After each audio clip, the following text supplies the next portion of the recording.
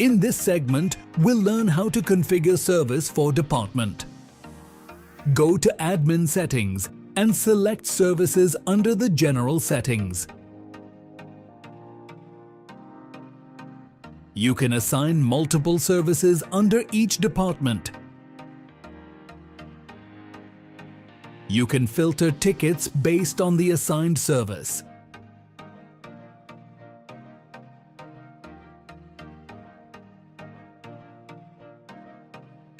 Go inside the ticket to update the service of any ticket.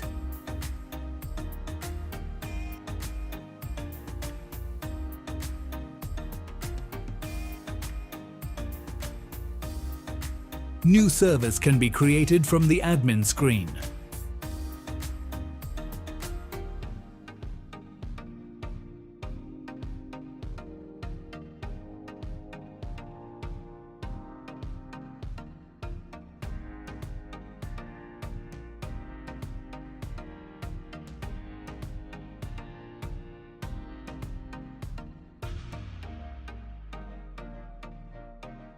Existing services can be edited or deleted from the admin screen.